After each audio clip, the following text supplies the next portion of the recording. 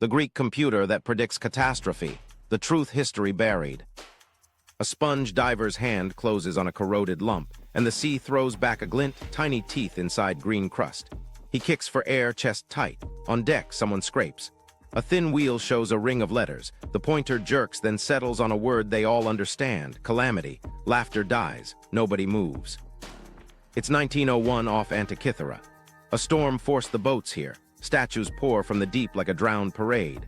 But the ugly bronze box splits and shows gears that shouldn't exist. If this thing can forecast the sky's worst days, who trusted it? And why was it sailing in silence? The wreck that shouldn't matter, but did.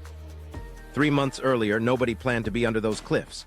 Bad weather shoved the sponge flotilla into the lee of Antikythera, a rock where wind claws sideways and captains pray for patience. When the sea softened, Elias Stadiates dropped first. He expected sponges. He found limbs, bronze arms reaching from sand, a toppled horse, faces asleep for 2,000 years. He surfaced stammering, eyes wide, pointing. Captain Dimitrios Kontos didn't blink. More dives. Nets filled until the decks groaned. Marbles with blank eyes, glass bowls, coins, small luxuries from a ship that once smelled like cedar and oil. Among them, men tossed up a few hunks of greened metal, heavy, unhandsome, fused solid. Scrap. Athens answered. Crates arrived weeping salt. Curators lifted treasures with careful hands, statues, jewelry, Roman-era glass. Then a corroded lump cracked like stale bread. Inside, teeth evenly spaced. Another split revealed tight Greek letters on a thin plate, not decoration. Instruction. The room changed temperature. Look at the cargo and the ship tells on its owner. This wasn't a fishing run. It was an aristocrat's wish list, art for a villa, gifts to sweeten alliances, money turning into taste. Coins and styles put the voyage around 70-60 BCE, Hellenistic taste drifting toward Roman wallets. Somewhere on that deck, a wooden box with a side crank had been packed like another luxury. No ledger entry, none needed. People who needed it knew. At first, the museum tucked the fragments in a drawer and fought the slow disease that eats bronze. Every so often, a flake fell and another arc of gear teeth winked. The big piece, Fragment A, showed a four-spoked wheel like a year turning. Smaller shards held partial plates, threaded bosses, remnants of dials. Even broken, the logic felt lived in. Trains inside trains, not for show, for calculation. Here's a night they didn't record, but you can feel. A curator alone, lamp pooling on the bench, tweezers in hand. He nudges crust with a wooden pick. A faint line of letters surfaces, month names tight as stitches. He copies them, heart racing not because he understands the whole, but because a machine just spoke Greek. The stakes were simple and unsettling. If Hellenistic craftsmen could cut fine-tooth gears to exact ratios and yoke them to the sky's cycles, then our clean slope, from sundials to clocks to computers, buckles. It means some workshops weren't only thinking about the heavens, they were building them into brass and giving patrons a handle on time. Meanwhile, the divers got the small fame that follows big finds. In cafes, they retold how the sea turned to statues. In labels, Kontos' name sat next to marble torsos tourists hurried past. But the bronze box gathered a different kind of attention, the kind that makes a physicist lean in and say, "Turn it this way."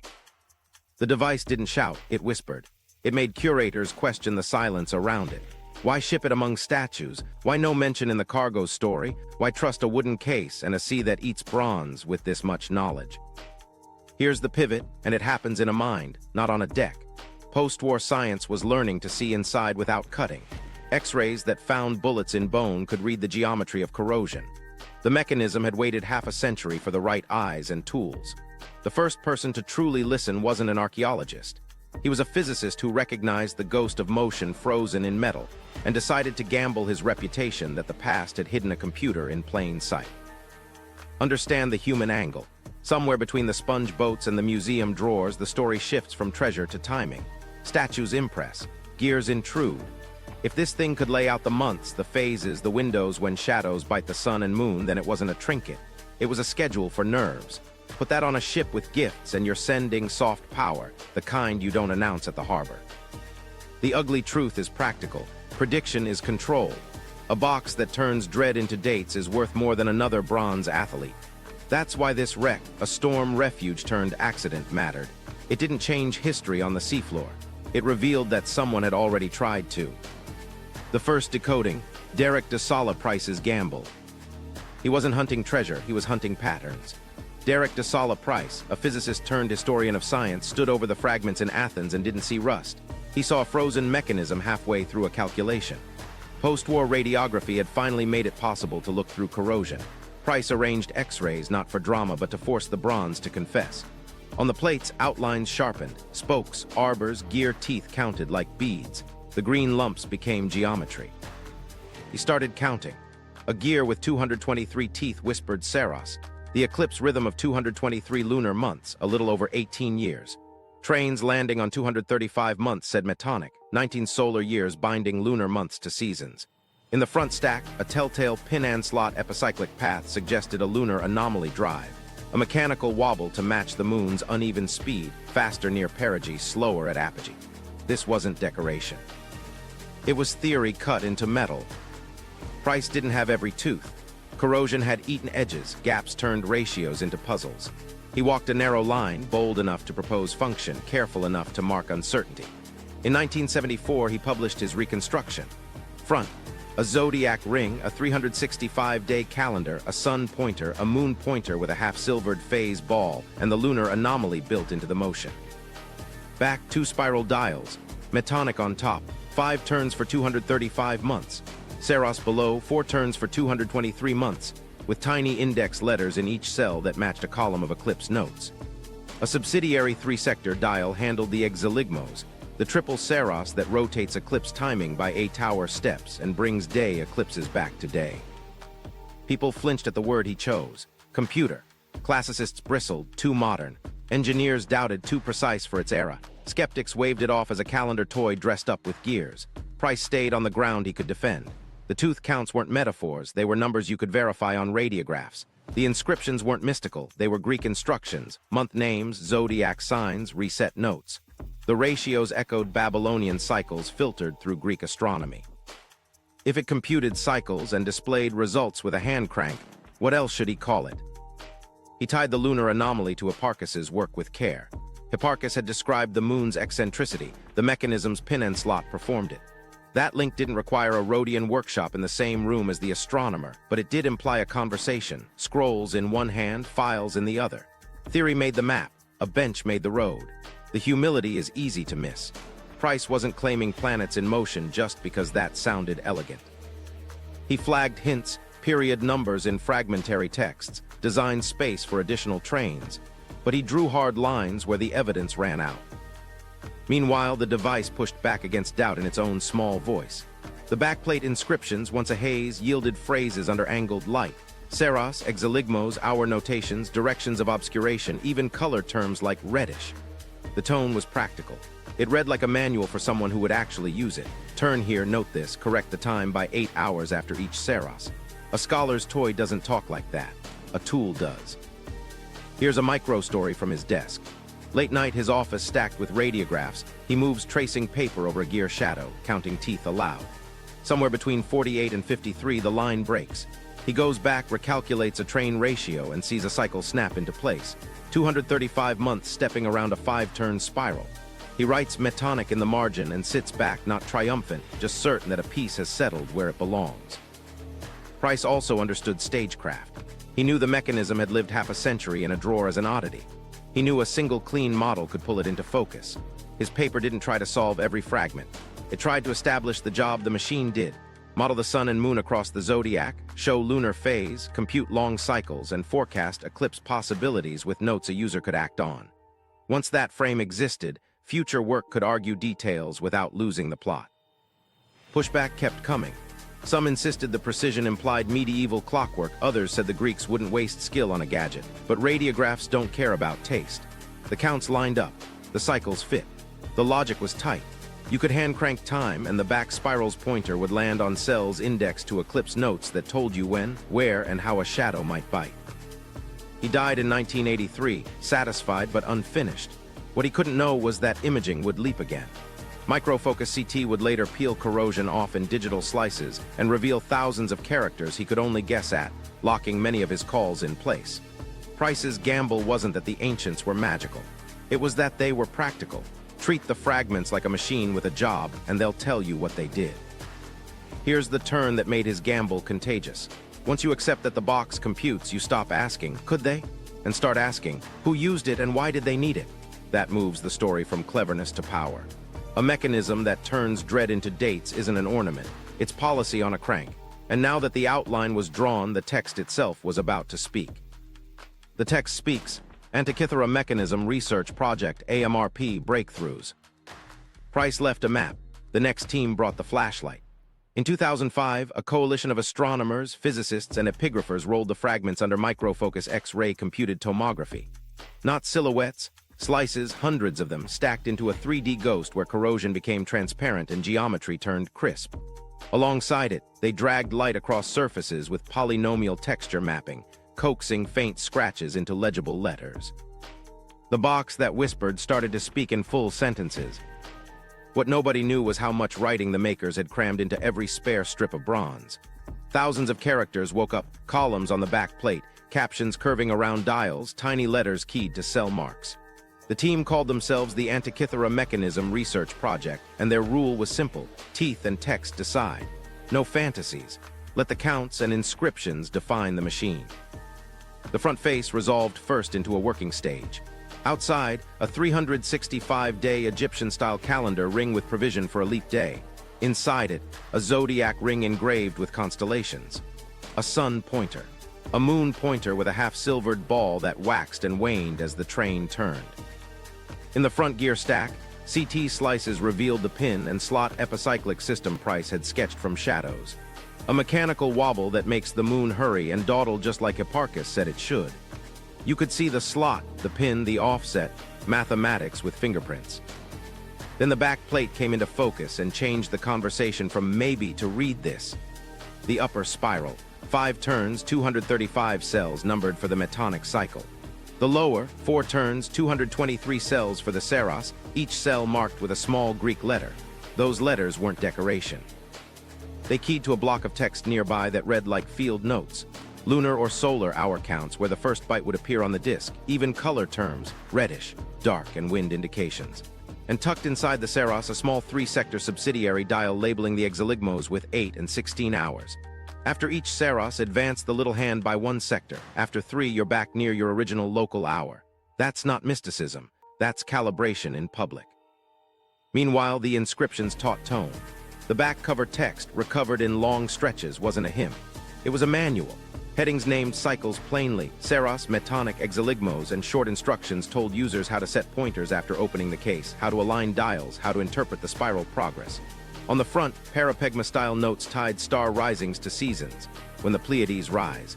The same tradition sailors used to time winds and farmers used to judge heat. The device computed, the text made it teach. Engineers on the team went ratio by ratio. About 30 gears survived. Reconstructions point to roughly 37 originally. The counts lock major functions, trains that step the metonic, reduce to Saros, and feed the Exeligmos tick. The lunar phase and anomaly path is baked into the front stack. Where fragments end, the inscriptions fence speculation. One fence stood out, numerals in front face text that match synodic periods for Venus and Saturn. Space was tight, but the lettering forced the question, were at least those planets indicated. Some reconstructions showed how compact epicyclic cages could ride coaxial tubes and still fit. The AMRP didn't overclaim. They published the numbers, the fit, the pathway to plausibility, and left confirmed to the places where metal and letters agree. Stakes jumped because the writing made the outputs useful. Hour 3, first from the north, reddish, wind south. That's the vocabulary of a city that has to act. Prediction becomes a timetable, when to stage a right, when to steady a market, when to keep ships in harbor for a day. The Exeligmos, small but bossy, turns vague into local. Miss that 8-hour shift and your eclipse arrives over someone else's horizon. Hit it and you stand in the right square at the right time with the right story. Here's a small human moment the scans deliver. The engraver's hand. Letters aren't uniform. They tighten near screw bosses, dodge pivots, curve around dial edges. Someone solved layout under pressure, fit cycles this long into plates this small without losing legibility. Replicators would later curse those same constraints and realize the original shop already learned where to cut deep and where to whisper. The AMRP also pulled provenance into sharper focus without turning it into a slogan. Corinthian-style month names on the metonic dial point to a user or audience in that calendar orbit. The lunar anomaly's elegance nods to Hipparchus's geometry, a Rhodian intellectual signature. The shipwreck's coins keep the date near 7060 BCE. The safest line reads, Greek astronomy in metal, built in a Hellenistic workshop that married regional calendars to shared theory. Most of all, the text ended the argument about intent. The mechanism isn't a symbol of genius left vague so we can project onto it. It's a machine with labeled cycles, explicit corrections, and a voice that says, turn, read, act, and keep notes. The box didn't just predict when the sky might frighten you. It told you how to meet it. Who built it and why that matters? Names hover over the gearing like fingerprints. Rhodes for theory, Corinth for calendar. Not as slogans as habits. If you say Rhodes, you say Hipparchus. 2nd century BCE, measuring the moon's odd speed, mapping stars with an accuracy that still holds its shape. If you say Corinth, you say civic months that don't match Athens, a calendar with its own cadence and pride. The mechanism carries both voices. A lunar anomaly that behaves like Hipparchus drew it, month names that read Corinthian on the metonic spiral. That mix isn't confusion, it's a commission. Think about how work moved then. Workshops weren't factories, they were lineages, masters teaching apprentices, techniques guarded like dowries. A device like this doesn't appear as a one-off flash. It smells like iteration. Start with simple lunaria, phase pointers, date rings, graduate to spiral dials, then to epicyclic cages that produce a moon's wobble on a coaxial shaft. The tolerances imply a bench that's cut bronze for years. You don't file a 223-tooth wheel cleanly, unless your hand already knows what clean feels like. So who asked for it? The Corinthian months point toward a client inside that civic orbit. A magistrate, a temple board, a wealthy patron with a taste for roads and a vote in the city. He wants a sky that speaks his calendar. He wants theory embodied, not quoted. He walks into a shop that knows how to fold long cycles into crowded plates and says, give me a box that turns our months, not theirs, and warns me when fear has a date. Meanwhile, the workshop needs more than talent. It needs text. Babylonian cycles weren't whispers, they were lists and numbers. Greek astronomers didn't hide ratios, they argued them. Hipparchus's lunar model, whether read in Rhodes or in a copy that traveled, gives the artisan a target, amplitude, offset, mean motions. The maker solves the rest. How to translate a diagram into a pin riding a slot. How to keep play low on a wooden case that swells in damp. That's the handshake. Scholar to toolmaker, scroll to file. The shipwreck date tightens the window, around 7060 BCE. Rome is rising, buying taste, absorbing Greek craft. The cargo looks like a bribe to the future, statues, glass, bronzes, status you can carry. Pack a hand-cranked cosmos among them and you're sending foresight, not just beauty. It's a quiet gift that says, my house keeps calendar better than yours, my priests aren't surprised, my markets don't blink. Here's a scene the letters suggest. A patron in a workshop that smells of oil and bronze dust. On a bench, a ring engraved with local months, a zodiac blank waiting for constellations, a phase ball half-silvered and drying. The artisan sketches ratios on wax, 64 to 38, 53 to 96, 223 stepping down to the spiral. He taps the plate where a small subsidiary dial will sit. Here, Exeligmos, your clerk must remember to advance it. The patron nods, not because he loves theory, but because the eight-hour correction sounds like the difference between a riot and a procession. Why it matters isn't academic turf. It's how power learned to borrow certainty. If the workshop stood in Rhodes, the line from astronomer to gear is short, theory normalized into motion. If it stood in Corinth or its orbit, it proves something wider. That precision bronze wasn't a single city miracle. Multiple centers could translate cycles into hardware when a client demanded it. Either way, you get a world where a calendar isn't just ink on a wall. It's a mechanism you can reset, correct, and teach with. The build choices read like values. Spiral dials compress decades into a palm-sized space, practical, not grand. The Exeligmos gets a tiny dial but outsized consequence, humility that hides authority. The game's dial tracks Olympiad cycles alongside metonic time, civic pride welded to cosmic rhythm. The inscriptions speak plainly, set this, read that, expect this hour, no mystic fog. A device engineered for a user, not a shrine. There's a cost to that clarity. Knowledge like this travels with people, not just plates. If the shop loses its patron, if an apprentice dies, if a siege melts bronze into coin, tradition thins. That's why provenance is more than a stamp on a map. It's a map of fragility. The mechanism proves capacity. Its rarity proves how easily capacity can go quiet. So who built it? The honest answer.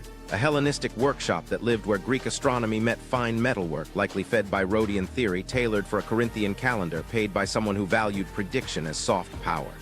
Why it matters? Because it shows an ancient habit we still live by: turn cycles into tools, then use them to time public life. The maker didn't build a marvel, he built a schedule. The patron didn't buy a wonder, he bought leverage. The catastrophe angle: eclipses as omens, calendars as warnings. Start with the feeling. Daylight thins, birds go quiet, shadows sharpen in a way your eyes don't trust. A bite appears on the sun and then grows wrong. In the Hellenistic world, nobody reached for orbital math. They reached for meaning. Eclipses weren't curiosities, they were verdicts. Kings heard a sentence, cities heard a warning, markets heard a tremor. Babylon had already written the playbook. If the sun darkened, danger fell on the king. One answer was ritual substitution. Seat a proxy, let the bad sign spend itself, restore the ruler when the window closed. That's governance by prediction, not by panic. Greek cities wrapped the same fear in civic habit. Lunar eclipses threatened festivals, priests didn't shrug. They added rites, shifted processions, steadied crowds with ceremony that said, "We expected this." Now bring the mechanism into that room. Its eclipse notes aren't poetry. They're field instructions, lunar or solar, hour counts, which edge of the disk goes first, color terms like reddish, winds. That's not how a toy talks. That's how a tool tells someone what to do. If you know a window is coming and roughly when you can script calm, announce a brief right, hold grain prices, keep ships in harbor a day, move a vote off the rumor's peak. Picture a magistrate in a port with a brittle margin.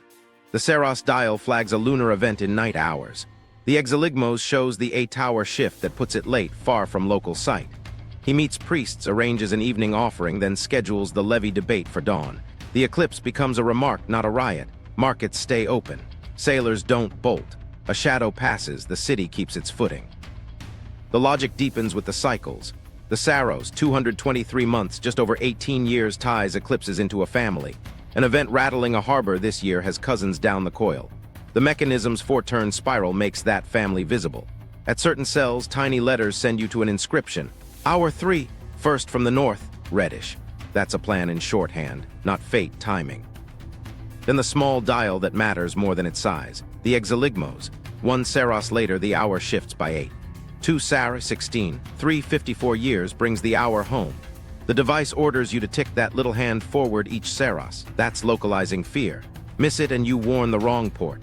Hit it and you stand under the right sky with the right words. Here's a harbor story that fits the dials. A captain sees noon talk spreading through crews about a coming solar bite.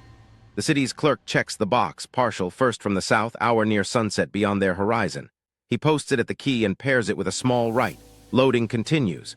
One ship delays by choice, the convoy sails on time. 2 days later, a squall tears up the channel. The saved day isn't magic, it's scheduling. The parapegma voice on the front, star risings tied to seasons, plugs into the same habit. When the Pleiades rise, sailors expect Etesian winds, farmers expect heat. If those cues slip, people notice. The mechanism doesn't promise weather, it promises rhythm. In a thin year, rhythm is safety. You can stage grain releases before panic, plan second sowings, time oaths to nights without omen talk. Color words like reddish tug at a deeper worry. In dusty years or under volcanic haze, the moon can copper. Ancient eyes wrote what they saw, modern science explains scattering and cooling. The box doesn't measure ash. It tells you to expect a window and to log outcomes. If the last reddish lined up with bad yields and north winds, the next time that family returns you're already storing a little more grain, adjusting sailings, preparing a story that calms instead of spikes fear. Politics learned fast. Announce reforms in clear sky weeks. Move trials off eclipse nights. Stage games when the parapegma smiles. The back dials fold civic time into cosmic repeat. That's soft power, predictability that feels like virtue. A rival tries to weaponize omen. You show the dial, the Exeligmos sector, and the hour note, then proceed. Argument shifts from is the day cursed to is the policy sound. There's a generational angle the spiral makes plain. 18-year recurrences mean a leader can brief a successor. This family returns when you hold office. Here's the right, here's the market plan, here's the harbor order. The box teaches an institution to breathe with the sky. Predict, act, record, refine. The column of outcomes grows. Fear loses its surprise. So when we say the mechanism predicts catastrophe, we don't mean it summons doom. We mean it domesticates it. It takes the calendar of bad days and turns it into a timetable. Ritual becomes a buffer. Markets get a script. Fleets avoid superstition's drag. The shadow still crosses. Panic doesn't. The Saros, Exeligmos, and the rhythm of bad days. Here's where prediction gets teeth. The Saros is the sky's refrain, 223 lunar months, a touch over 18 years, tying eclipses into families that repeat with eerie familiarity. The mechanism doesn't preach that rhythm, it makes you feel it. On the back, the pointer creeps along a 4-turn spiral, and at certain cells, tiny letters tell you quietly, be ready. Start with stakes. An eclipse isn't just shadow, it's social momentum. Markets twitch, captains hesitate, priests field whispers that swell into crowds. The Saros gives you a pattern, the mechanism gives you a dial. That's the difference between sometime next spring and a likely window in this month with this character. In a city that runs on confidence, that precision isn't trivia, it's ballast. Now the action, how the box pulls this off. A gear train anchored to that famous 223 tooth count steps a pointer through the Saros spiral, 1 cell per synodic month. Each marked cell carries a small index letter. The user checks the keyed inscription block nearby and reads a compact note, lunar or solar, hour count, which limb of the sun the first bite will touch, sometimes a color, reddish, dark, sometimes even a wind direction. It's a cross-reference system wrapped in bronze. Turn the crank, match the letter, get the brief that matters. But one subtle correction decides whether your warning lands where you live. After a single Saros, the local hour shifts by roughly 8. After 2, 16. After 3, 54 years, you circle back near the original hour. The mechanism puts that truth in its smallest, most consequential dial. The Exeligmos, 3 sectors labeled with the hour additions. Finish a Saros, tick the little hand forward 1 sector. That tiny motion is the difference between a daytime spectacle over your harbor and a night event your people will only hear about. Tiny dial, big calm. Here's the impact on the ground. A magistrate reading hour 3, first from the north, can time a right to begin before whispers peak, then end before the city expects the bite. Grain officials stage small releases bracketing the window 2 days before, 2 days after to blunt hoarding. Harbor masters post the hour note at the key so rumor doesn't do the talking. The Exeligmos keeps them honest. If the hand sits at plus 16, they know the local hour latines by 2 watches. Panic hates specifics. Meanwhile, something generational hides in those coils. The Saros binds an archon to his successor. A leader who faced a tense eclipse year can leave a written plan keyed to the same spiral cells, what steadied prices, which right soothed crowds, how crews behaved. When the family returns 18 years later, the next clerk lands a finger on the same cell, reads the old margin note, and doesn't have to improvise. The device turns fear into an apprenticeship. There's a micro-story that lives in the Exeligmos' shadow. A solar eclipse rattled the port 18 years ago around mid-morning. Crews panicked, loading froze, arrival raided contracts. Now the Saros pointer marks the cousin event. The small dial sits at plus 8. The city posts, hour late near sunset, low on the disk, invisible at our latitude. A captain who remembers the old mess quietly staggers shifts, keeps muscle on the docks, and sails on time. He calls it prudence. The dial calls it literacy. The Saros doesn't promise danger. It promises a window where people act like something's coming. That's why the inscriptions include color and wind. Reddish isn't doom, it's a description that in dusty or hazy years people associated with harder seasons. The mechanism invites that association into a record. Predict, observe, annotate. Next time the family returns, you're not debating ghosts, you're comparing notes. Watch how the spiral braids with the metonic above it. 19 solar years to 235 months, that's your civic spine. Festivals, tax cycles, court terms. The Saros coils beneath. When a marked eclipse window lands near a sacred month, you aren't ambushed. You shift a procession, you prep a statement, you avoid a vote that would look like a dare. The box doesn't replace judgment. It gives judgment a calendar to stand on. The rhythm reaches beyond ritual. In a lean year, late rains, thin yields, the Saros can keep nerves from compounding damage. If a lunar event is flagged at night hours far to the west, the city can say so ahead of time. Bakers don't spike prices, sailors don't desert ships, lenders don't yank credit on a rumor. The crisis stays what it is, weather and crops, not fear layered on top. There's honesty in how the mechanism teaches this. It never claims certainty. It gives you a month, an hour estimate, a direction, a color. It hands you the Exeligmos so you won't lie to yourself about local time. Then it leaves a blank space in your ledger, in your memory, for outcome. That modesty is the genius. It makes the Saros not a prophecy, but a metronome for human behavior. And once a city learns to march to that beat, the worst days don't arrive as a stampede. They arrive as an appointment you've already prepared to keep. The missing plates, lost gears, lost functions. The scans gave us a voice, but not the whole sentence. What survives is 82 fragments, big pieces lettered A through G and a constellation of shards. Even in ruin, density hums. Screw bosses without mates, arbor stubs with no partners, dial arcs sawn off by time. It's a machine with half its verbs missing. Stakes first. Missing metal isn't just absence, it's uncertainty. Lose a cover plate and you lose the supports that keep a shaft true. Lose a shaft and a whole gear train turns speculative. Push past evidence and the marvel curdles into fantasy. Hug the fragments too tightly and you miss functions the makers clearly intended.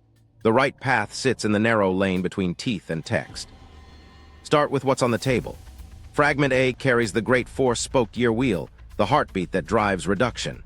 B preserves part of the front dial plate with zodiac and calendar inscriptions. C and D contain compact clusters, coaxial tubes, gear stubs, a curious block whose features don't map cleanly to confirmed trains. The back gives us confidence.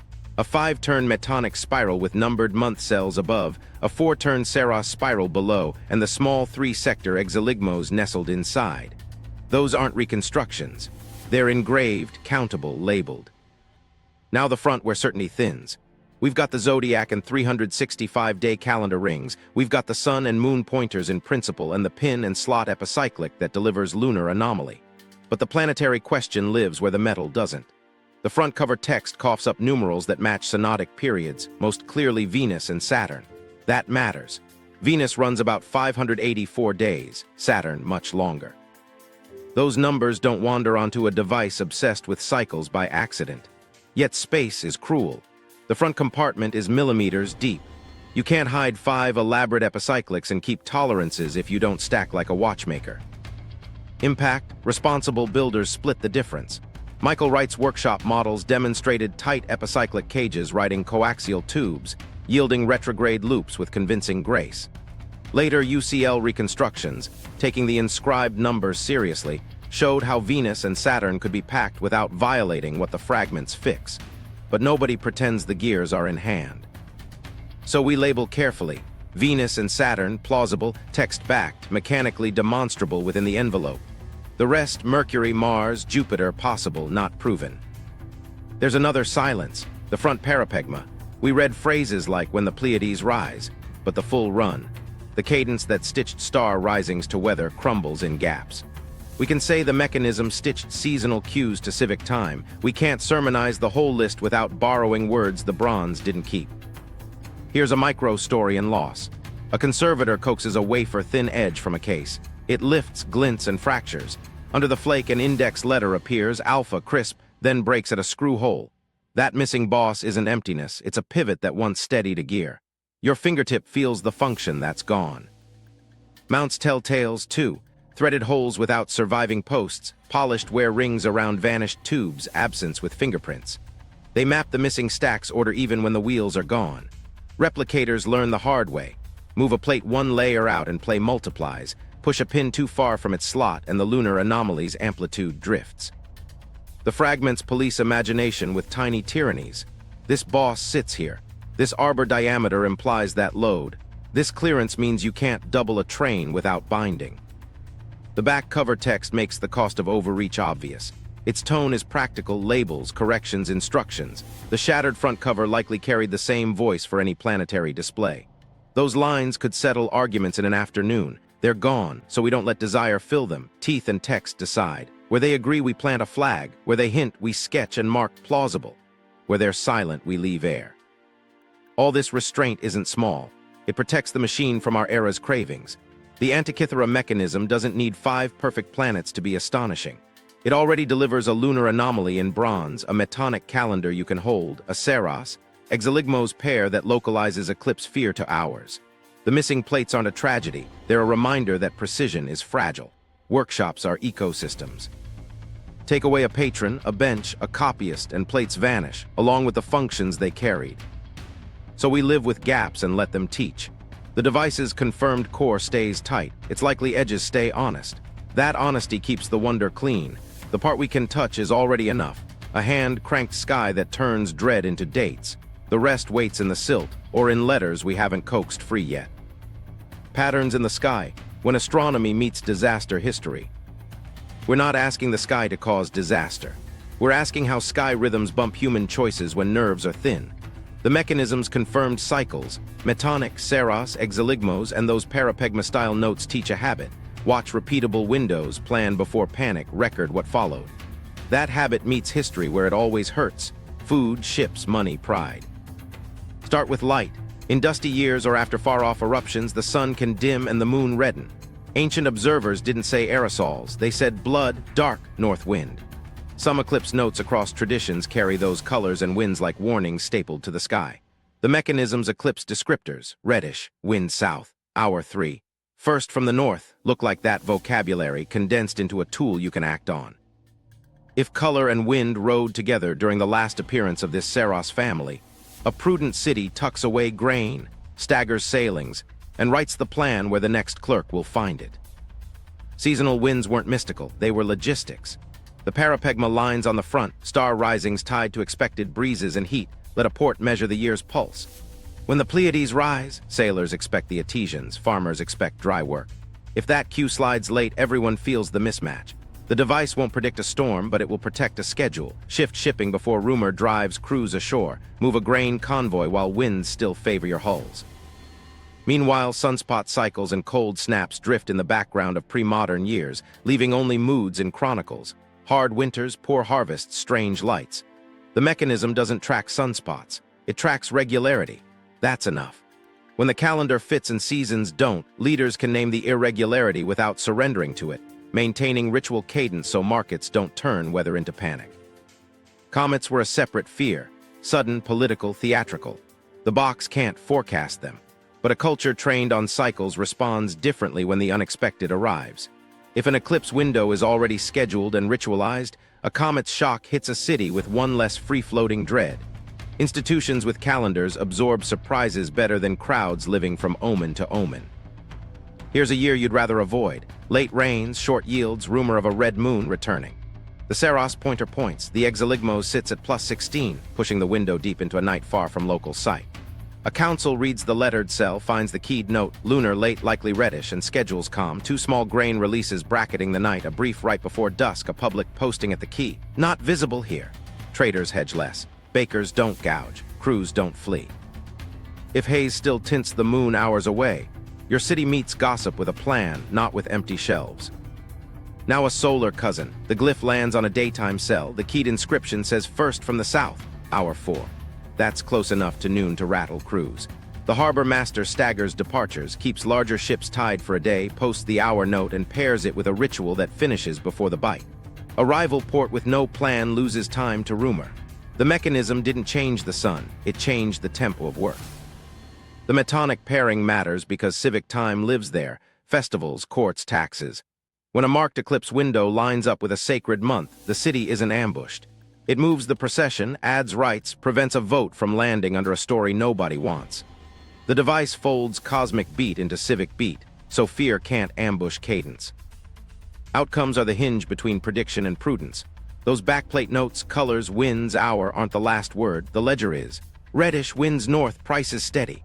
Dark, winds south, sailors delayed. The next turn of the Saros brings the same family back, the next clerk has data with a memory. One city's pattern might tie reddish to dust and nervous markets, another sees color with no consequence. The box invites both to learn their own reflexes. There's a danger line we won't cross. Not every red moon means ash, not every quiet sun means cold, not every eclipse nudges a king. But every scheduled window nudges behavior.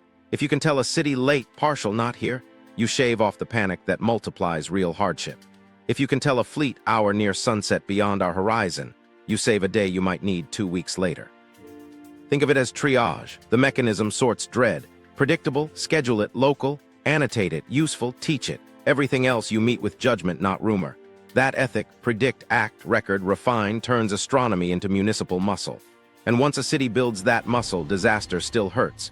It just hurts less because surprise isn't doing half the damage. The human hand, crank, inscription, and the user. Think of the box open on a table, not in a museum, but in a room that smells like oil and lead ink. 2 faces, front rings for date and zodiac, back spirals for long cycles.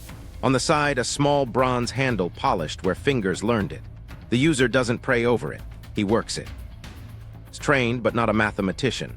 He reads letters, keeps ledgers, listens to wind. The inscriptions are his ally, short Greek lines that talk like a careful mentor. Advance to month. Reset pointer here. After a Saros, add 8 hours. It's not mystic, it's procedural. He turns the crank slowly and watches the moon's little half-silvered ball wax and thin. He winds forward to a council date and sees where the sun pointer will sit on the zodiac. He notes the phase, the season, the tension.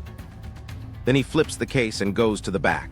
The metonic spiral tells him where he is in 19 years of civic rhythm. The Saros spiral pulls his eye to a tiny index letter. He finds the matching line on the backplate text. Lunar, hour 2, first from the north, reddish. The Exeligmos hand sits at +8. He adds the 8-hour correction and translates that notation into a time his city understands. Late, not here. A sentence forms he can post without stirring trouble. The device expects discipline. After a Saros, he must tick the little hand on the Exeligmos forward. After disassembly, he must reset pointers according to the cover's instructions. The voice of the maker sits in those lines. Do this in this order and you won't lie to yourself. Skip it and the hour drifts and your warning becomes theater. He learns by cranking. The parapegma notes on the front, star risings paired to weather, train his eyes outward. When Arcturus rises, expect a shift. He starts to see over years where the notes fit his latitude and where they don't. In the margin of his ledger, he writes, Arcturus late, winds still southerly, ships waited 1 day. The mechanism didn't tell him winds, it taught him to check. There's a ritual to use that isn't sacred. He advances the month ring, clicks the zodiac into alignment, sets the sun pointer, follows the moon through its wobble. The pin and slot's subtle hurry and dawdle aren't entertainment. They're a reminder that the sky's neatness takes work. He trusts the wobble because it keeps showing up where Hipparchus said it would. The awe is quiet, the utility is. Here's a day in his life. A levy vote looms. Rumor says an eclipse is due. He turns to the Saros. The index letter sends him to a line, solar, hour near midday, first from the south. The Exeligmos reads +16. He moves the local hour 2 watches. Now it's late, close to sunset and low, likely out of sight. He walks that to his magistrate, a brief right before dusk, then the vote at dawn. Grain officials release small stores around the window to blunt hoarding. Harbor masters post the hour note. The night passes with only talk. The morning proceeds in daylight and quiet voices. The box travels, wrapped like a ledger because information is weight. At sea, a captain visits with a harbor official, runs the month, checks the parapegma queue for winds, reads the eclipse note, and staggers departure by a tide if crews look jumpy. He's not cowed by the sky, he's managing people who are. The tool democratizes a certain kind of expertise. You don't need to derive the metonic. You need to keep the Exeligmos honest and copy reddish if the moon coopered. Over years, outcomes stack. The clerk's column becomes the city's reflex. Last time this family returned, price is steady, no disturbances, winds north. The next clerk inherits confidence with instructions attached. There's maintenance, and it matters. He wipes salt, oils pivots, learns which screws to tighten and which to leave a whisper loose so the wooden case doesn't bind. He knows the letters tense near bosses because the engraver worked around them. He respects that constraint by not forcing a sticky turn. A jam is a lie, a free turn is truth. In a world of omens, the machine speaks like a calendar that learned to care. Turn, read, act, and write down what followed. The habit becomes the point. The crank isn't power by itself. The power is the routine it teaches. Schedule dread, meet it with a plan, and leave a note for the next hand. The vanishing tradition, why the knowledge didn't spread. Workshops don't disappear overnight. They thin out. Skills live in wrists and routines, not just in scrolls. A master teaches an apprentice how to true a gear blank by feel, how to file a tooth so it kisses, not grinds, how to float an arbor so a wooden case that swells in damp won't bind. Lose the master or starve the bench of commissions for a few lean seasons, and precision fades the way muscle does, quietly then all at once. Secrecy didn't help. Tricks stayed in shops like recipes in families. The inscriptions on the mechanism tell a user what to do. Advance after a Saros, add 8 hours on the Exeligmos, reset here after opening the case. They don't tell a maker how to offset a pin in a slot to deliver Hipparchus's wobble without chatter or drift. The how was guarded, and guarded knowledge dies fast when patrons stop paying for it. Patronage shifted under the hull of that ship. Rome wanted volume, aqueducts, roads, siege engines, screws to lift water. A hand-cranked sky was elite power, soft, subtle, hard to parade. When war pinched bronze, statues became coin, delicate trains became nails and fittings. A single mechanism weighs less in a crisis than 100 hinge plates. A quartermaster doesn't care about lunar anomaly, he cares about rivets. Libraries bled quietly. A diagram travels faster than a shop, but scrolls burn, copies drift, and diagrams are stingy teachers without a bench. Even if a treatise described epicyclic cages, it wouldn't teach tolerances or the order of stacking thin plates so the coaxial tubes don't wobble under load. When a scribe miscopies a ratio, a century later a careful maker files the wrong tooth count and the train sings off pitch. One bad number and the tradition hiccups. Calendars changed, too. A device tuned to Corinthian month names becomes awkward when a new administration renames the months or standardizes different intercalations. You can re-engrave, yes, but commissions dry up if priests now follow Roman schedules and governors prize transport over prestige mathematics. The civic spine that justified the mechanism's presence shifts under it, and the demand thins. Then the sea does what it always does. If Antikythera carried one mechanism, it might have carried siblings, simpler boxes, partial instruments headed to cousins and clients. One storm and a micro-tradition sleeps under silt. The workshop loses the best advertisement it could have had, a patron showing off a working cosmos to a neighbor with money. Without that ripple, orders slow, apprentices peel off to work on arms and pumps, and the corner of the shop that cut fine teeth gathers dust. There's attrition in peace as well. A master ages. A son inherits debts, not clients. A war far away raises the price of tin and puts bronze beyond reach. The bench turns to hinges and locks. Accuracy dulls. The old man who knew how to flatten a plate without warping a boss dies. The next job that calls for a 127-tooth wheel never arrives. The knowledge doesn't crash, it drifts. There's a quiet human scene in the middle of that drift.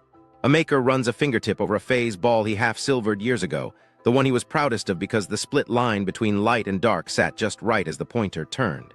He keeps it in a drawer. A priest stops commissioning instruments. A magistrate buys Roman clocks for the forum. The maker starts brazing lamp arms. The ball stays in the drawer until his daughter sells the shop and a junk dealer melts the scrap into buckles.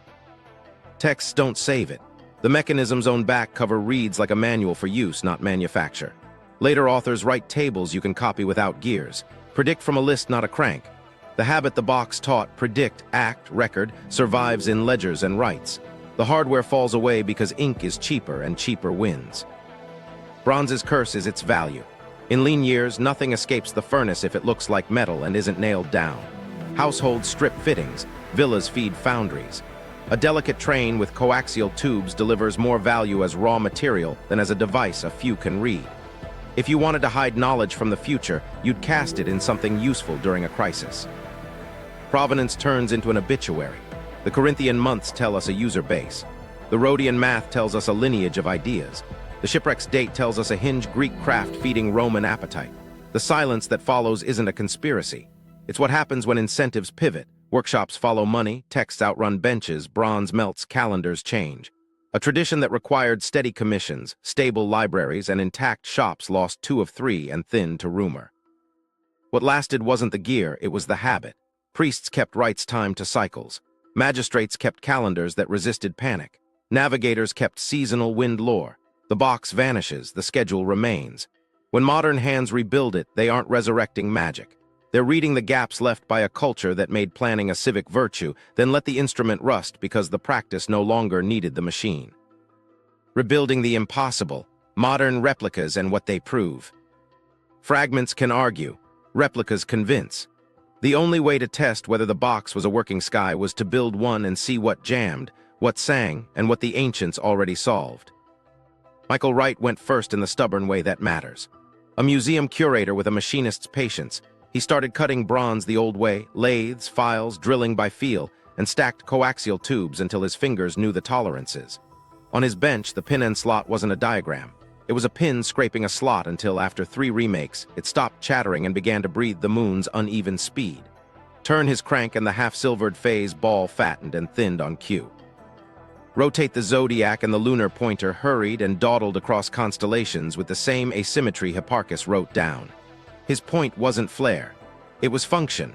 The lunar anomaly works in metal. Within the case depth the fragments allow. Alan Bromley's early efforts, cut short by his passing, still set a tone. Count teeth machine the parts, except that pretty drawings can bind under load. The discipline traveled. You don't argue with a gear that refuses to mesh. You change the profile, adjust the plate order, and respect the limits the original maker already respected. Then the Cardiff-centered team, Mike Edmonds, Tony Freeth, and colleagues married bench and tomography. They didn't just publish CT slices, they built models, physical and digital, that obeyed every count and inscription the scans revealed. Their back face moved like a promise fulfilled, a single pointer sweeping the 5-turn metonic spiral month by month, then dropping to the 4-turn Saros, landing on cells with index letters that keyed to Eclipse notes. The tiny Exeligmos dial, 3 sectors marked with hour additions, clicked forward at each Saros in a way that made local stop being a shrug and start being a dial position. Crank the replica through known Eclipse years, and the notes lined up with catalogued events, month, character, plausible hour. It wasn't prophecy, it was fidelity. A Swiss watchmaker, Ludwig Oechslin, proved another point people loved to doubt: ancient tolerances. He cut a working mechanism with techniques available 2 millennia ago: hand tools, simple lathes, no CNC rescue, and got clean meshes and steady motion. The objection that it's too precise for the Greeks evaporates when a modern hand, stripped of modern advantages, still hits the mark by obeying the same constraints. Bushing where wood will swell, keeping plates thin but not flimsy, letting arbors float just enough to avoid binding. The UCL Antikythera research team pushed the frontier the inscriptions had opened. Numbers in the front cover text matched synodic periods for Venus and Saturn. Space was brutal, but their reconstruction showed how compact epicyclic cages riding nested tubes could drive planetary pointers that wander forward and loop retrograde, all within the millimeters the case offers. They didn't claim certainty. No surviving planet gears, no victory lap. They claimed a plausible, text-backed solution that fit the envelope and taught how an ancient bench could have done it. Replicas punished overreach. A delicate arbor flexed. A handsome gear ratio amplified error down the stack. A plate placed 1 layer out introduced play you could see at the pointer. Each failure was a teacher. Move that boss inward by a hair. Cut those teeth with a slightly different profile so they kiss under misalignment. Reverse the order of 2 coaxial tubes so wobble dies before it migrates. Every correction echoed choices the original makers hid in the fragments, spoke thickness on the big year wheel, boss positions, the way letters tighten near screws because the engraver had to dodge. Makers discovered ancient solutions by running headlong into the same problems. Accuracy lived where it needed to. Nobody demanded second-by-second perfection. Civic planning asks for month, phase, and hour windows you can trust. Replicas met that bar repeatedly. The phase ball matched lunar age. The anomaly produced the right lead and lag. The Saros and Exeligmos pairing localized eclipse windows to the right part of the day, often within a watch. That's enough to schedule rights before rumor peaks, keep prices steady, and decide whether to hold a fleet atide. There was another lesson in metal. This wasn't a one-off miracle. You don't reach this density. The spiral dials, the coaxial stacks, the pin and slot tuned to an astronomer's amplitude on a first try. Wright's bench and UCL's models smell like iteration. Simpler lunaria, then spiral-back devices, then epicyclic elegance for the moon, then planetary indications where text forced them. That implies a workshop that practiced, failed, corrected, and delivered for paying clients. A lineage, not a lightning strike. Here's the quietest proof. Put a working replica in a skeptic's hands. Let them turn the crank, watch the moon pointer hurry and stall, flip to the back and see the pointer land on a lettered cell, then read the keyed note, our direction. Then open an Eclipse catalog and see the rhyme. Words relax, doubt softens. The machine does the arguing. What do replicas prove? They prove feasibility with ancient means. They prove the inscriptions are operational, not decorative. They prove accuracy good enough for policy and ritual. And they imply a culture that could commission foresight, pay for precision, and learn from outcomes. Build one and you stop asking, could they? You start asking, what did they do with it? That's the only question that ever mattered. Power and prediction, control, legitimacy, and timing. Power doesn't just command, it schedules. In a world where eclipses rattled crowds and markets, the leader who could point to a dial and say, "We expected this," carried a quieter kind of force, authority that felt natural because it moved with the sky. The mechanism turned foresight into policy and policy into calm. Start with legitimacy. Harmony with the cosmos used to be a poem. With the box, it became an agenda. A magistrate who times an oath-taking to a bright, ordinary night looks guided, not lucky. A king who shifts a proclamation off an eclipse-marked window seems prudent, not fearful. The device's voice, Saros, Exeligmos, our notes, gave leaders the language to dress restraint as wisdom. Economics leaned on that timing. Grain moves when fear is low. If a solar window sits near midday, crews spook, loaders stall, prices twitch. A city that can post partial first from the north, hour late beyond our horizon, keeps docks working and bakers honest. That's not optics, that's money arriving on time. The Exeligmos is the unsung hero here. Those 8-tower steps don't impress a crowd, but they save a convoy. Miss them and your warning lands in the wrong port. Hit them and rumor finds no air. Policy followed the same cadence. Contentious votes don't need omens, they need breathing room. The box let councils map tension onto the calendar, shift trials away from shadowed nights, frame reforms in clear sky weeks, stage tax calls when the parapegma promised steady winds and steady tempers. The mechanism didn't decide what was right, it decided when right could be heard. Ritual was the city's amplifier. The game's dial on the back, Olympiad cycles braided into metonic time, proved that prestige marched to clockwork. A savvy board could land a procession on a day that felt blessed. Bright moon, calm season, no eclipse talk for weeks. The rival city that stumbled into a darkened rite looked cursed without a god lifting a finger. Timed ceremony is soft power dressed in song. Military rhythm learned the lesson. Armies move on confidence and supply.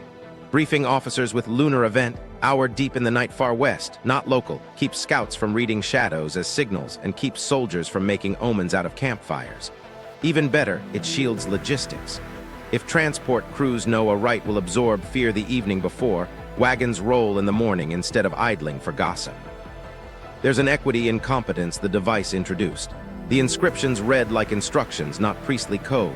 A clerk, a harbor master, a temple accountant, each could turn, read, correct, and act. That created a small republic of timing inside a hierarchy, a handful of people who spoke the same predictive language and could coordinate without theatrics. Markets felt it as steadiness. Crowds felt it as reassurance. Power felt it as ease. Opponents adapted. You can't weaponize an omen against someone who posted the hour 3 weeks ago. Fights shifted from the day is cursed to the plan is flawed. That's a healthier argument and a harder one to manipulate. The box didn't end superstition, it fenced it, then invited debate where policy lived. Here's a civic choreography the mechanism made possible. Day 1. Priests announce a brief evening rite acknowledging a lunar window noted on the Saros dial. Day 2. The market board posts fixed prices through the night and a small grain release. Day 3. The council holds a heated vote at dawn under plain light. Day 4. Harbor masters stagger departures one tide to soothe crews, citing the Exeligmos hour. The week looks inevitable, but it's engineered. There's also the optics of humility. Leaders who adjust to the dial look disciplined, not led. They frame changes as respect for cycles, not fear of omens. Over years, that posture compounds into trust. People don't love being managed, they love not being surprised. The mechanism turned, not surprised, into a habit voters could feel. The irony is sweet. A machine born from astronomy, ratios, cycles, a pin in a slot taught politics to breathe. By cranking bronze, leaders rehearsed the year, placed risk where it could be handled, and left fewer cracks for panic to pour through. Legitimacy accrued not from thunderbolts, but from timing. In the end, prediction wasn't showmanship. It was the quiet art of knowing when the city would listen, and making sure the sky didn't get the last word. What we can say versus what we can't. Here S where we tighten the screws and let the metal talk. Teeth and text decide. Everything else sits outside the door. What we can say, the back face isn't a theory, it's engraved. A 5-turn metonic spiral, 19 years, 235 month cells, numbered and labeled. Beneath it, a 4-turn Saros spiral, 223 month cells, each cell marked with a tiny index letter. Those letters key to a block of text that spells out Eclipse character, lunar or solar, hour notations, which limb darkens first, color terms like reddish or dark, and wind indications. Inside the Saros sits a small 3-sector Exeligmos dial labeled with hour additions, 8, 16, telling the user to advance the sector after each Saros so local time stays honest. That's confirmed. The lunar anomaly is also confirmed. CT slices show an epicyclic pin and slot in the front stack that forces the moon pointer to hurry and dawdle against the zodiac. The geometry matches Hipparchus's model, replicas wobble with the right amplitude. The phase ball, half-silvered, exists in surviving fragments and texts. Its motion follows the lunar train. Front rings. confirmed in outline.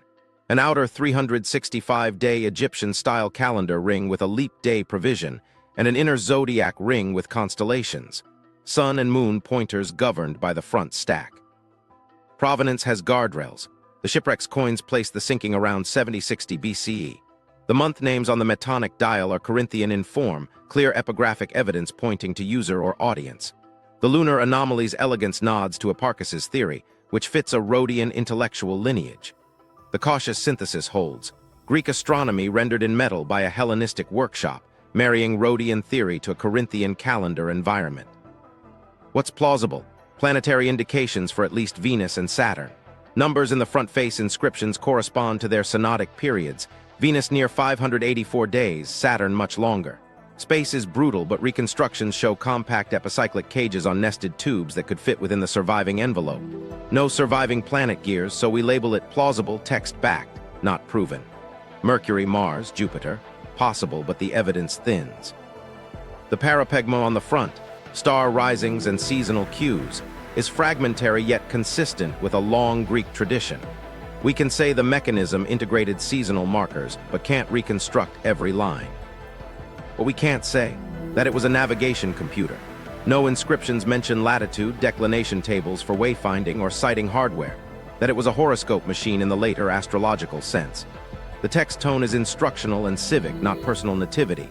That it predicted comets, solar storms, or non-periodic catastrophes. The box encodes periodic cycles. It doesn't measure ash, sunspots, or fate. That it came from a single city we can name with certainty. Corinthian months don't fix the workshop. Rhodian theory doesn't monopolize skill. That there was a hidden lineage producing dozens identical to it. The craftsmanship implies iteration. Absence of duplicates implies fragility, not mass production. On accuracy, we draw a clean line. The mechanism aimed at civic usefulness, month, phase, and hour windows localized by the Exeligmos. Replicas show reliability at that scale. Demanding minute-perfect predictions is a modern fantasy. The device's genius is schedule, not stopwatch. On outcomes, we stay grounded. Reddish describes appearance. Under dusty skies, it can correlate with hard seasons. North wind ties to local lore about breezes. Good for crops is a verdict, not a law.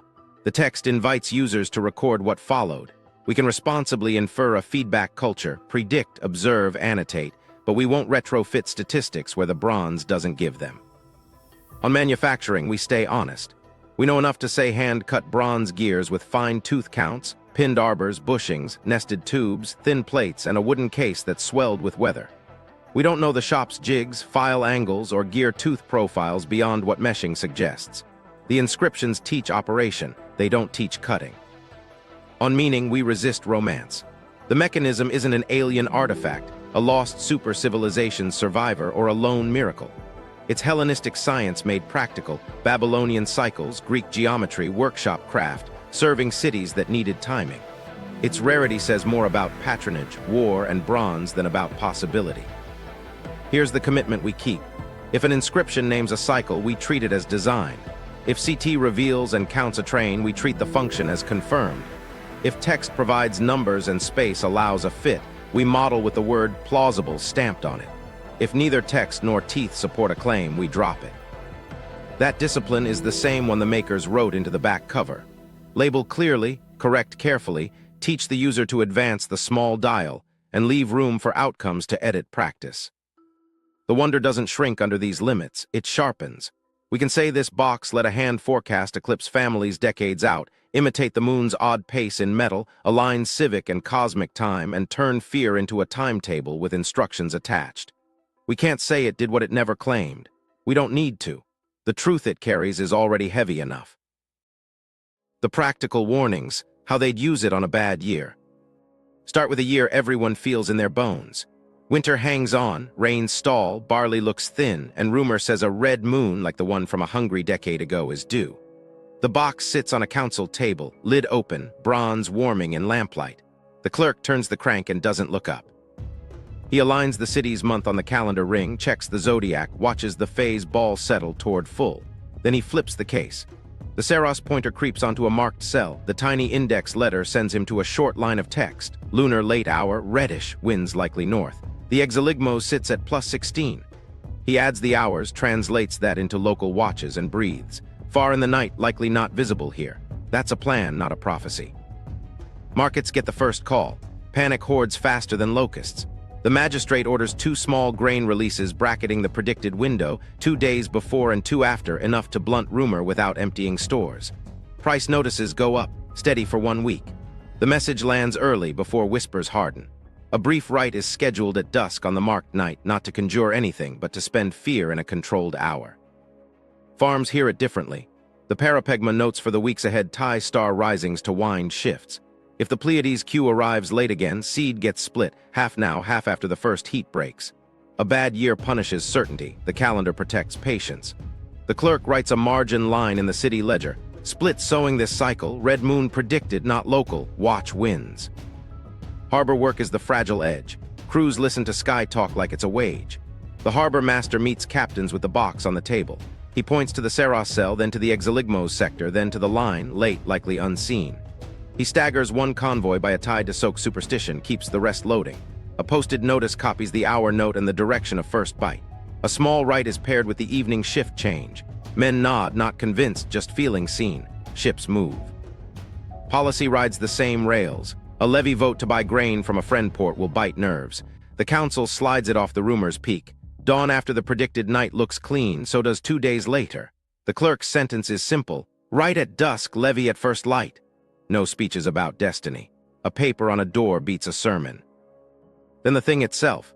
The moon crosses the chord somewhere west. Haze tints at copper where it's seen. At the quay, nothing changes. Bread sells. A captain curses a jammed pulley. In the hills, a farmer hears from a cousin that it was blood and remembers the last thin year. He plants the second half anyway because seeds and schedules already shifted with the council's notice. Outcomes matter more than theater. The clerk returns to the back plate after and logs the city's own truth in the ledger. Lunar, reddish reported elsewhere. Winds north, prices steady, no disturbance. That line will sit 18 years waiting for a finger to land on it. When the family returns, the next clerk inherits a memory anchored to a dial, not to rumor. Now a solar cousin with sharper teeth. The Saros cell flags a daytime possibility next month. The keyed note reads hour 4, first from the south. The Exeligmos sits at +8. That's near midday if you're sloppy, late afternoon if you're precise. The harbor master pauses the biggest hulls for one tide, shifts lighter coasters earlier, and posts the hour correction big. A quick right ends before crews expect the bite. The shadow touches water somewhere else. Your docks don't seize up on a story. All of this depends on order. The Exeligmos must tick forward after each Saros. Pointers must be reset exactly after opening the case. If that discipline slips, the city lies to itself. The box won't catch you. It assumes you want to be right. Here's the quietest win. Nothing dramatic happens. Shelves stay stocked. Votes pass in daylight. Ships leave on time. The priest's words are short. The harbor notice is shorter. People roll their eyes the next day and call it overreaction. The council takes the insult. Boredom is victory when nerves are brittle. The device never claims to save a harvest or calm a storm. It schedules the parts of fear you can put on a wall. Predict the window, act early, write down what followed, and hand that margin to the next pair of hands. On a bad year, that routine is the difference between hurt and harm. Echoes today are calendars of risk. We didn't outgrow this, we industrialized it. The habit the box taught, predict, act, record, refine, now runs on satellites and servers. We call them seasons, indexes, outlooks. The feeling is the same. A window is coming, move before panic does. Start with storms. Every June, hurricane season clicks on like a dial. Agencies pre-position food, fuel, generators. Cities schedule sandbag weekends, not because a storm is certain, but because the window is. That's Saros logic in modern clothes. 8 days out, spaghetti models wobble. 3 days out, cones narrow. The Exeligmos of our time, small corrections that decide which harbor needs to brace. Ports stagger departures. Insurers adjust deductibles. Grocery chains stage supply. Calm is scheduled. Wildfire follows its own parapegma. Heat, dryness, wind. When the indices turn red, crews rotate, aircraft shift bases, utilities trim lines early. Towns post burn bans as ritual. People roll their eyes until the first column of smoke rises. The cycle isn't precise, the habit is. Predict the window, message early, drill the evacuation route in June, not in August smoke. That's a rite that spends fear before it multiplies. Heat kills quietly, so we write a calendar for it. Cities map heat islands, open cooling centers by date, stage fan giveaways before the worst week. Hospitals staff up, grid operators schedule maintenance for shoulder months, not peak days.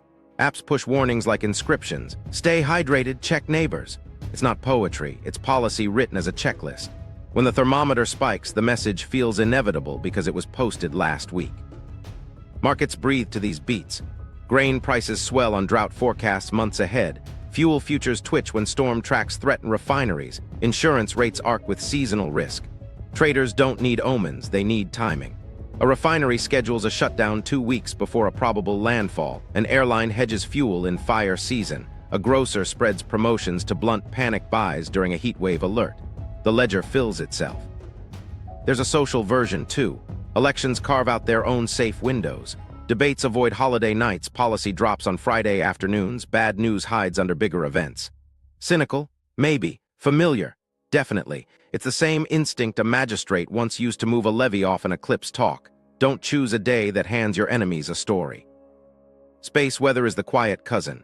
Grid operators watch sunspot forecasts and solar wind readings like harbor masters watched wind flags. When a geomagnetic storm window opens, they spin up posture, shift loads, hold crews, prepare to island parts of the network. If nothing hits, they wear the cost. If something does, they shave off damage by meeting it on a schedule. Exeligmos becomes KP index, but the point doesn't change. Even households keep little versions of the box. Families with kids who wheeze track pollen calendars and fire smoke forecasts, plan camping trips in the green weeks, keep closets ready for evacuation season. Coastal residents top off gas by June, freeze water jugs, test generators, and roll their eyes when the first storm curves away. Boredom is a win they'll take every year. The feedback loop survived intact. After each season, agencies debrief. What worked, what didn't, what messaging landed, what timeline missed people by a day. Heat alerts shift an hour earlier next year. Evacuation routes get an extra sign. Shelters add pet space because last year's ledger said people stayed home for animals. Outcomes turns into dashboards and after-action reports. The column grows long. The city learns its reflexes. Here's a micro week that could sit next to the harbor stories we told. A tropical system threatens the Gulf. County offices flip to storm cadence. Daily briefings at 10 a.m., sandbag pickup, fuel topped. Stores post purchase limits calmly, not after shelves empty. The track bends away. Monday arrives and critics say the county overreacted. The director takes the hit. A quiet week is success measured in shrugs. Or a western summer. Red flag warnings line up across 3 counties. Utilities preemptively shut down a few lines, post maps, open cooling spaces where AC fails. Fire crews rotate to fresher ground before the winds shift. A plume still rises, but the road out was cleared yesterday and the alert text was written weeks ago. Panic has fewer places to hide. Technology just widened the circle of hands on the crank. The mechanism lived in a cabinet, forecasts live in pockets. The gatekeepers multiplied, meteorologists, grid operators, epidemiologists, emergency managers. Their dials are dashboards, their inscriptions are push alerts. Same voice, short, procedural, meant for people who need to act. Ritual didn't die, it adapted.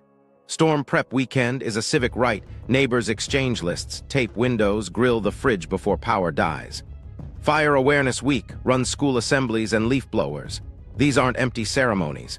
They're timed acts that teach muscle memory so the first bad day feels like a drill you've done before. The danger line is still there. You can overfit patterns, call every hot week a catastrophe, or ignore a window because the last one disappointed. The discipline is the same one the bronze demanded. Label clearly, correct carefully, log outcomes. When a city drifts into theater, sirens for every cloud, people stop listening. When it hits the cadence, quiet prep, lean messaging, honest updates, people trust the next alert.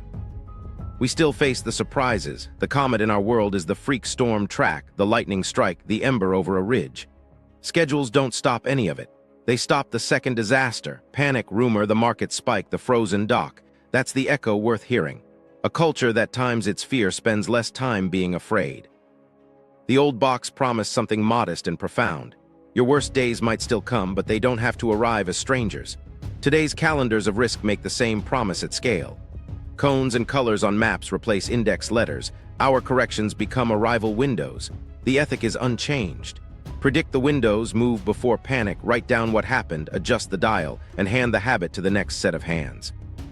The final fragment, A line about outcomes. It's a scrap the size of a coin, coaxed free after a century of salt. Under the corrosion, letters bright, familiar Eclipse notes, and then a word that doesn't predict, it evaluates outcomes, not the sky's act. What followed on the ground? Nearby, those clipped descriptors scholars wrestle with. Reddish north wind, good for crops. It's not liturgy, it's bookkeeping. The tone is everything.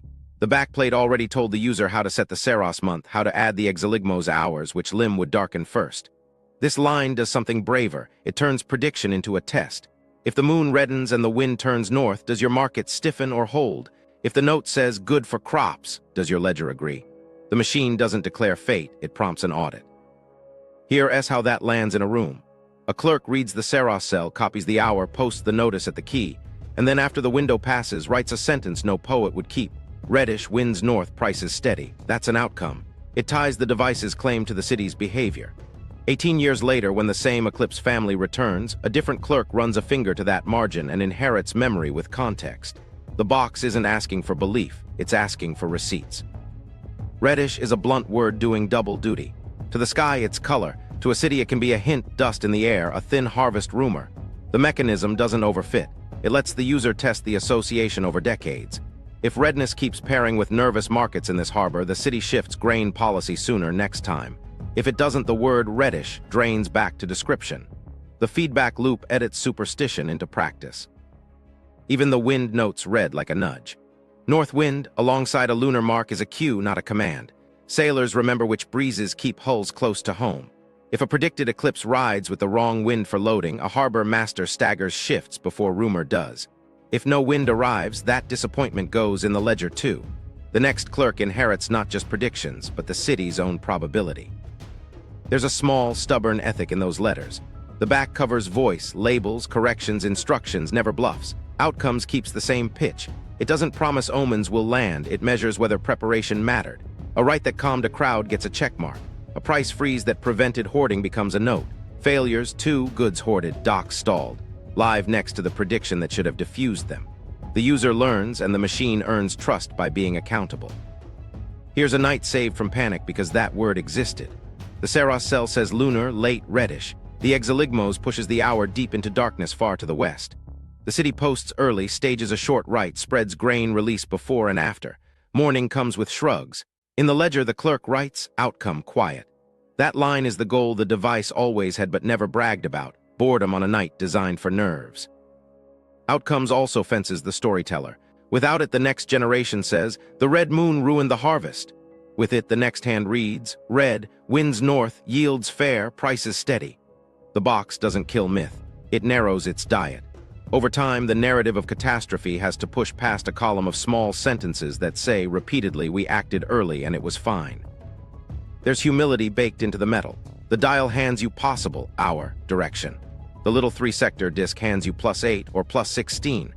Outcomes hands you a mirror. Did your city do what it said it would do? Did the market listen? Did the right land? You can't engrave those answers. You can only write them and let the next clerk call you honest. That's the quiet revolution the fragment proves. The mechanism wasn't a magic box for predicting terror. It was a disciplined machine, forecast, prepare, witness, record. The Greeks didn't need a prophet, they needed a process. Outcomes made the process visible. It turned an eclipse from a story you suffer into a schedule you manage, with a line you'll be judged by later. The habit outlives the hardware. You can melt bronze, you can't melt a civic reflex once it settles. That single word is the hinge between astronomy and administration, between omen and order. It tells you exactly what the makers thought the real power was, not the prediction, the proof. They built a hand-cranked habit, predict, prepare, log the outcome, and used it to tame the calendar of fear. If you want to see the gears and inscriptions come alive, watch our companion deep dive on the reconstructions. Subscribe for more true stories where myth turns into mechanism, and jump to the next episode to follow the hidden lineage of lost machines.